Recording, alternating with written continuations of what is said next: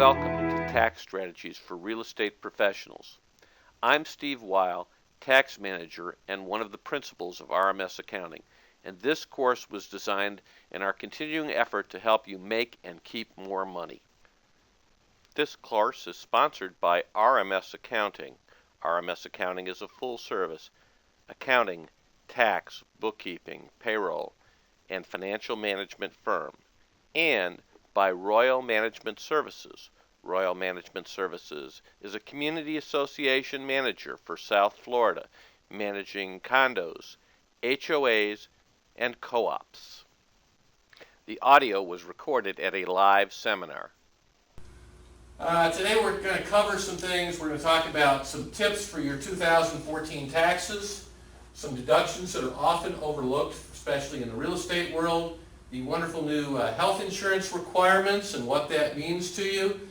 Penalties may not be what you thought they're going to be on the health insurance. We'll talk about the penalties. We'll talk about S corporations for realtors, why or why not. You might want to think about that. They can be a tax saving strategy, but it has to be the right case for that to happen.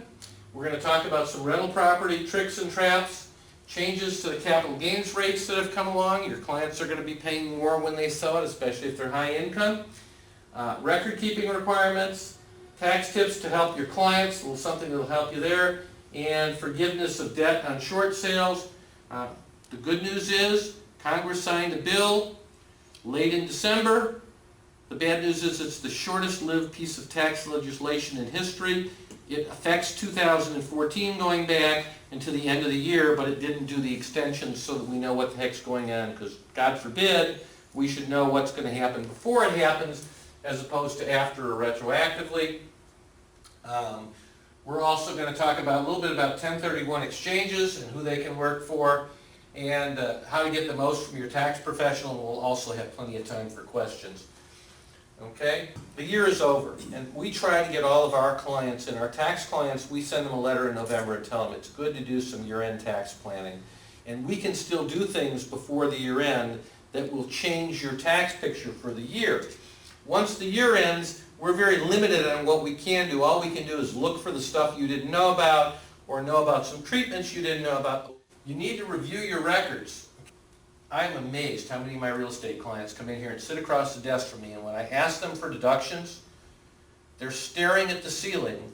Oh yeah, I spent about that, and they haven't gone through, they don't really keep records, they haven't gone through and kept a list, they haven't reviewed them, they're now sitting here and they'd much rather be somewhere else, because coming to the accountant is only worse than going to the dentist.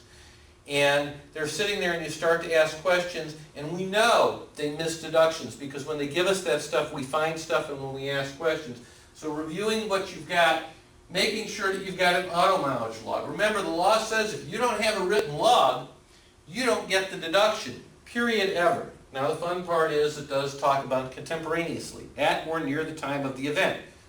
And I don't know in a 80-year lifetime whether a year later is at or near the time of event. I've thought it to be so on occasion and gone back. But going back and doing that, and we know that people that keep that auto mileage record as they go, okay, end up with a lot more mileage than they think they had that's deductible. The other thing that we know is that every realtor's got an appointment book. You already got one. It tells you where you're supposed to be. So all you got to do is write the miles next to the appointment every day, and you will have that taken care of. Meals and entertainment, what do you need to have to keep that deduction? Yes. Do you need to do the mileage every day? You need to have every business trip. It's not the miles, but if you write next to, my calendar does not show started at 2000 because I have that little trip thing in my car. But it shows I went to the bank today, that was 14 miles round trip to the bank. I went out to see a client, it was 21 miles to the client. If I didn't push the little trip thing in my car, I get on Google Maps and I say, gee, tell me how far it was out to the client and back. So you need the individual trips because you need to support the business. The total miles for the year, you need the beginning and ending for the year. Okay? But you really do need it says you have to have a record of daily business miles. If you can't say, yes, I drove 32 miles farming my territory, that's fine. That's a reason. Okay? So you do need to have some kind of a daily record. That's why we like the calendar, because it's easy to write and circle. Mine happens to be an electronic calendar, but I come back and hand the secretary, and she puts next to it this many miles, and if I don't, she looks it up on Google Maps and fills it in for me. Okay? So that I have something, because the IRS, and they ask this, in fact, there's a question on the tax return. Do you have a log? Is it written? If you say no to either of those questions, on a 5-point audit scale, that's 4 points. And the auditor's going to say, you said you don't have a log, no deduction is allowed, period.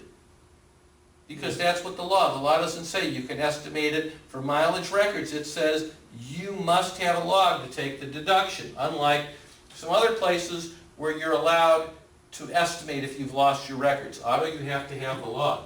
Meals and entertainment, more than, hey, I got a receipt. I need to know who I took, what business was discussed. Quiet business meals aren't deductible. So if you take the client down to the hot dog stand and you buy him a hot dog, you better talk to him about, was it a 3-bedroom or 4-bedroom? What did you think of the last house? What do you want to do the listing during the meal? When and where you took it. 1099s, this is one of my favorites because the brokerage firms all send out 1099s, and all the realtors believe that somebody wrote it on a 1099, that means it's right. Okay? Many times we find that 1099s have income that you didn't get on them. There's some different reasons for that. Sometimes they just overstated it and messed it up. Sometimes they miss income that they gave you, although that's usually not as often. But the other thing that happens is they put the gross, so your commission is gross X, and then they say, wait a minute, we charge you back the $250 document, closing appearance fee, and we charge you an E&O fee, and we charge you back marketing, and here's all these other fees we charge you.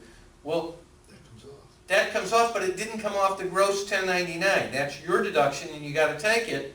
And since you didn't add them up because it just came off the top, you end up overpaying your tax by not making sure. What's the number on the 1099? Oh, it's more than I expected. Where's the difference? Well, I paid this much in insurance, and I paid this much for these other things. Okay? Make sure it's got the right information on it, and that you're getting everything, that your tax ID is correct. Review credit card statements. Man, there's always deductions we find in credit card statements. Realtors go places, they go to FedEx, Kinko's, or whatever they're calling themselves this week, and they're printing fly, and they forget about them. And if you go through the credit card statements, there are many times things, especially if you're not one of the world's great record keepers, that you can recapture there. Okay? You can also think about funding IRAs, or simple plans, or some type of retirement plan if you're going to have a profit. That's something we can still do. The IRA certainly, maybe the other plans depending on where you're at or how much we fund them. Okay, I hate missing deductions, so you need to go through and look at all the types of deductions that there are. Things like accounting and tax preparation last year. Part of that was for your real estate business. Hi. Just grab a chair anywhere. Thank you. Okay, so part of that's for your real estate business. Your advertising, all the different things that you do, including the wonderful internet stuff and stuff to promote your face page or whatever, your Facebook page or whatever. Bank fees that the bank charges and credit card fees to a business-only credit card. Customer gifts. It's one you always get in trouble with because customer gifts, the IRS says, up to $25 per person per year. So what's a person? Well, if my wife and I buy a house from you, there are 2 of us, that's $50. Okay, you don't get to count that I have 3 children and that they also, because they didn't buy anything. Okay? That's why we call them dependents, because I don't have any money. But they actually do now, so it's good. Business expenses, calendars, logbooks, any kind of postage, publications, supplies, software, all those types of things. A lot of the brokerage firms are charging software, MLS fees, all sorts of things today. Cell phones, email services, if you use an email service, continuing education, not only the classes, but the books, the publications, CDs, seminars, web services, all that kind of stuff. Dues and subscriptions, not only the MLS, but also the Board of Realtors. Equipment, did you buy computers? Did you buy a desktop for your home office? We'll talk a little more about home offices. office furniture, your E&O insurance. Health insurance is going to be, it's not a business expense, but it is going to be an adjustment on your tax return if you're paying your own, and it ain't cheap. Repairs, maintenance, janitorial services. A lot of realtors I have, you know, there's somebody broke something, you got to clean up the house for the open house, you got to do something. Okay? I've even had realtors that have paid staging expenses for homes. Okay? And you know, all those types of things can happen. If you're going to seminars, you got airfare travel. If you've got out-of-town clients, you know, that type of thing. If you have any assistants, if you're a salesperson, you can't have brokers under, you know, salespeople under you, but you could have assistants and clerical people and, you know, marketing people and all those types of things. Okay? If you're paying people for services and you pay them more than $600, $600 or more during the calendar year, you need to give them a 1099. If you don't give them a 1099, and you don't get their social security number and the right information, the IRS comes along, you're going to lose the deduction. Okay? It's pretty simple, or you're going to pay a penalty. You have employees, W-2s. Employees are people you have command and control over. You tell them what to do, how to do it, when to do it. If they're sitting in your office, you're paying them by the hour, they're probably an employee. If they're independent, they're just, you gave them the task and they get paid for it, they may be a subcontractor. Customer sales related stuff, as I said before, staging, repairs to homes. I'm surprised, but realtors end up doing repairs all the time. Lock boxes, keys, locksmiths. Anybody ever give you the keys and they don't work? Yeah? Okay, been there, done that. I'm in the condo business. None of the keys are right. You got a key. I forgot I changed it 12 times, but you got one. Any kind of furniture rental, landscaping, sometimes that gets done. Credit reporting fees, documentary fees. So we'll come back to it. Oh, no, we won't. Okay, where is your principal office? Does your broker provide you office space? Okay, now if they say to you, you can use this desk one day a week when you're here to work the phones, that, in my opinion, is not providing you office space. They say, this is your desk, nobody else gets to sit here, and it's there for you. They're providing you office space, and you can't take an office in the home. Office in home is important because it depends where your mileage starts when you get in your car. You get in the car and you drive to an office that is provided for you, that mileage to that office and back is not business deduction. If your office is in your home because they only let you sit at that desk on Saturdays when you have phone service, phone duty, then your home is your office and every time you leave your home you can deduct. Okay, so that can be really important. That's what office in the home has been fought about. Every IRS case, there's not big money in the office and the home deduction. It's the starting point for the miles. Okay? If the broker doesn't provide space, then you may have an office in your home. Okay, what qualifies? No other office space is provided to conduct business from. Okay? You have a desk at the broker's firm. I told you that. Okay? Temporary use doesn't count. You have part of your home that is exclusively and regularly used for business. Okay? I had a client that had a sofa in his office, and there were pictures of the sofa, and the IRS said to me, is that a pull-out sofa? And I really didn't know, and I said, no. That's where the customers sit when they come in, because it's a pull-out sofa so the grandchildren can sleep there the one day a night that they're in town. It's not exclusive use property. Okay? So, you know, you need to think about it. That's why I don't let my clients, because my client would have said, oh, of course it's a pull-out sofa. That's where the grandkids sleep. They just lay on it, okay? Bingo. You know, why do you have a TV in your office? I have a TV and I have one in my office here. I have a TV in my office because I need to keep up with the news and what's going on because it affects the value of homes. And I watch listings. Oh, okay, I have a TV in my office because when I get home from work I love to watch the game. You're going to, you know, have a problem. Right.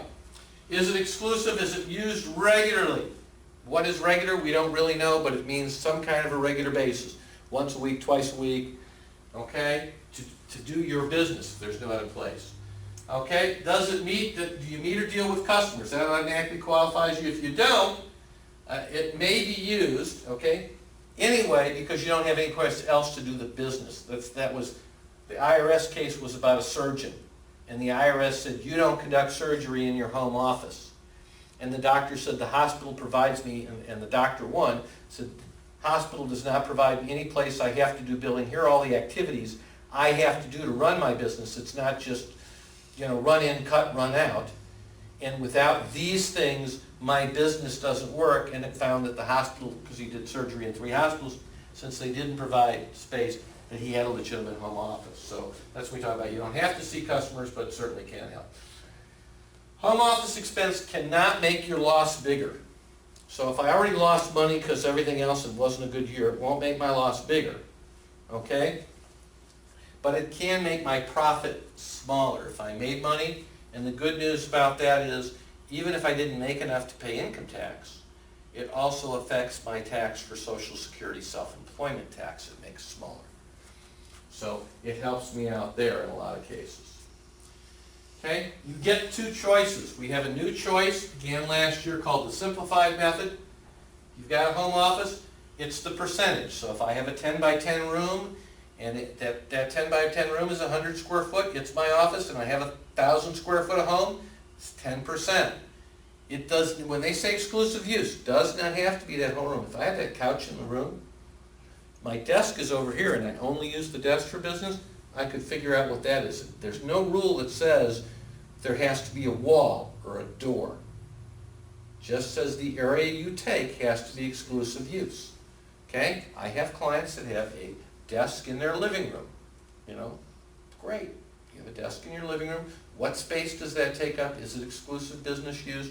Great, I've got an office in my home. Okay? So percentage use, and then you're going to get multiplied by that percentage on things like your insurance, your homeowner's insurance, your general repairs to the house.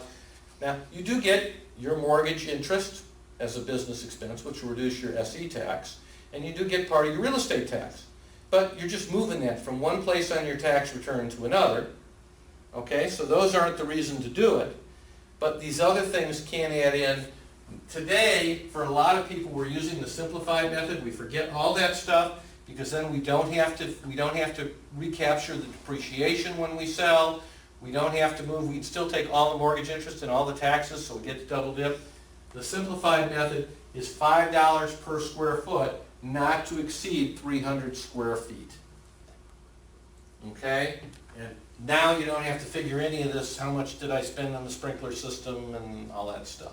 So this can work. That will sometimes give you a bigger deduction, but it's a phony deduction because part of it is the mortgage interest I would have gotten anyway, and the real estate taxes I would have gotten anyway, and this kind of eliminates that.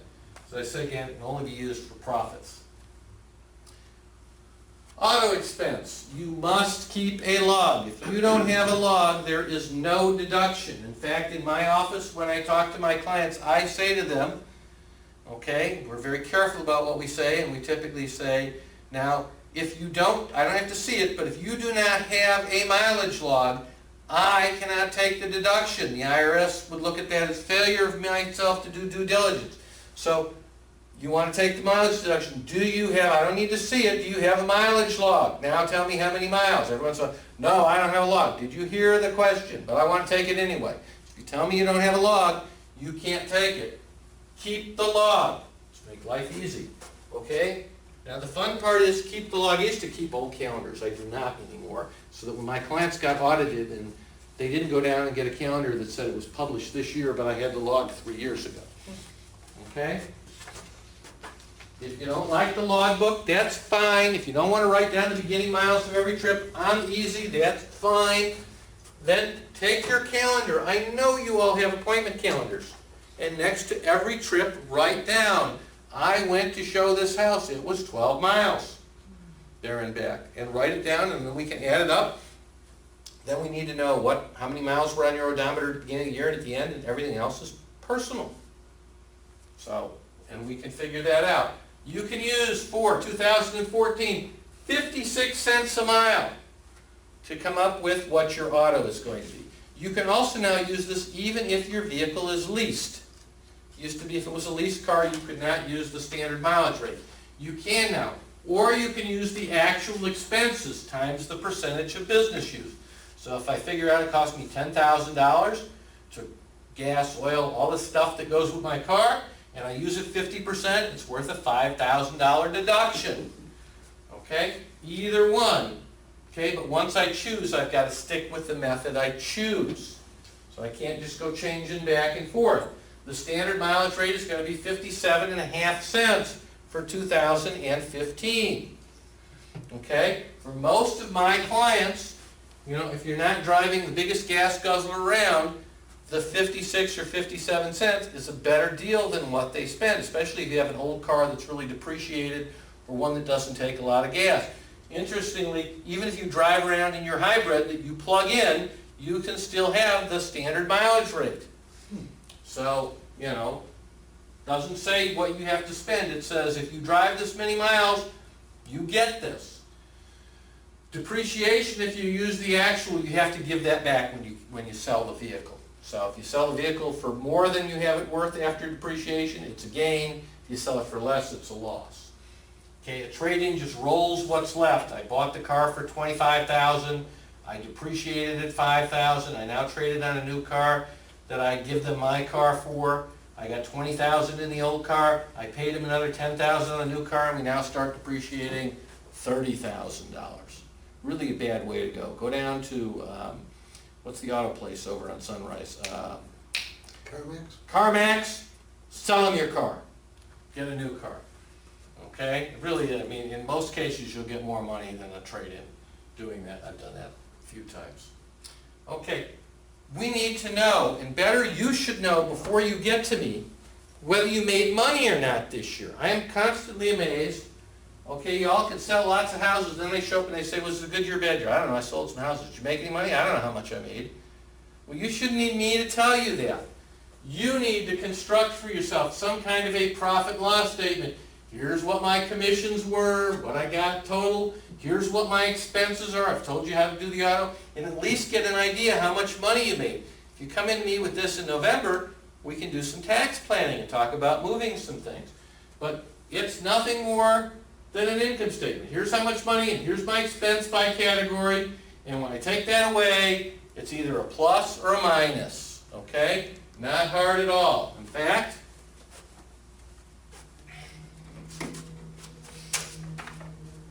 this is mine. If you came in my office, when I sat with you, I would fill it out so I knew where you were at. That's a standard profit and loss statement. So it also matches to the Schedule C, but you'll note I got a bunch more lines than they have on the tax return. And the reason I have a bunch more lines is because when I sit down with my client and I say, did you spend anything on repairs and maintenance? Most of them will say no. And then I say, well, wait a minute. Do you have a contract janitorial service? Do you have a janitor service? Did you buy any bathroom, toilet paper stuff for your office? Did you spend it? And you start going through this thing, oh yeah, I did that. Well, you just told me you didn't spend anything on it. So in many cases, this goes to some subcategories that I use as a tax preparer and professional to sit down and kind of jog your memory.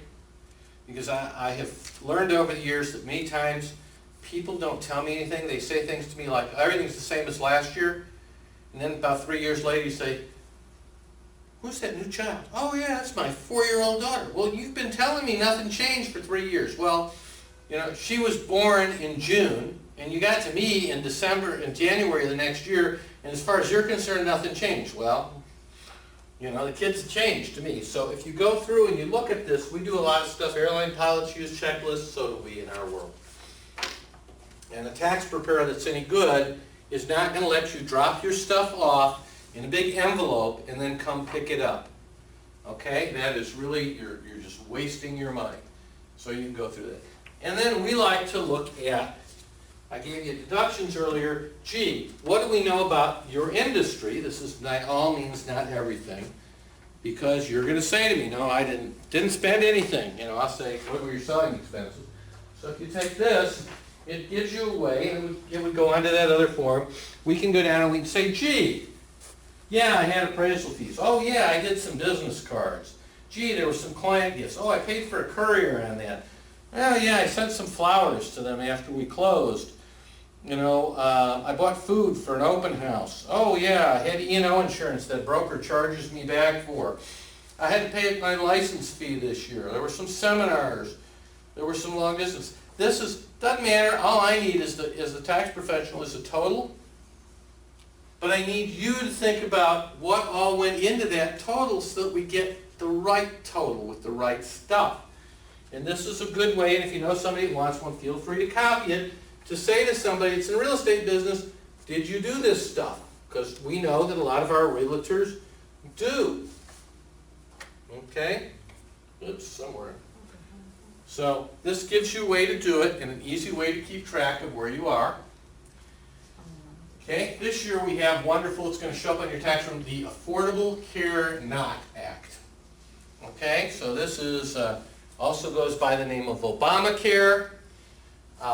It is the Health Care Act, and it basically says that for this year you must have health insurance for you and all of the members of your household for every month during the year. And if there were any months you didn't, there's a penalty. And if I'm your dependent, I'm your 23-year-old son who is in college and you take me as a dependent, and I don't have health insurance, you're responsible for the penalty. So where in the past people have come to me and said, listen, can I get my mom on? Can I get my dad on? I got a girlfriend and she doesn't work and I'll put her on my team. Who can I get on the tax return? And there were some cases where we could get these people on if they lived in the household all year and you provided more than half of their support. Now when you pull them in with you and you get them on your tax return, they're going to fall into the black hole of health care penalties if they don't have health care penalties. And that's for all of this year. MEC, that's the new term that the healthcare, that's minimum essential coverage. Or it's what the Obamacare / healthcare website calls the bronze coverage, the minimum that you can have. Okay, if you just have accident insurance, it does not meet the MEC. And then it doesn't count. You got cancer insurance but nothing else, it's not going to meet this minimum essential coverage. Okay? Then we have, and I always like the way they play with these things, we have the shared responsibility penalty. By the way, the Supreme Court of the United States said that's a tax. Okay? The whole fight over it was, do we have a right to hit people a penalty for not having something? And the Supreme Court said, well, it's really a tax and we have a right to tax. So if you don't have health insurance, they're going to hit you with that penalty. There are some exemptions that you can qualify for. If you went on the healthcare.gov website and you went through, you may have gotten a premium assistance credit, currently in the Supreme Court. Okay, but the law really says that where states open an exchange, that the federal government will put forth this credit. It didn't say the federal exchange would, but they didn't work without it, so they kind of pretended it did. But you could have a credit. So you sat down and you did your little thing online and it said your health insurance is going to be $24,000 a year, and the federal government is going to hand you, well, let's say it's going to be $18,000 a year, because I just did one of those. $18,000 a year, and the federal government says you are eligible for a credit of $12,000, which they pay directly to the insurance company. You pay the rest of your $8,000. That was based on your income. Okay? So now you basically bought your insurance for $6,000. Except that if we get to the end of the year and you made too much money, you may have to pay back part or all of this credit. If you made too little money and you're entitled to a bigger credit, you may be entitled to the credit. You only get the credit if you go through the health insurance exchange.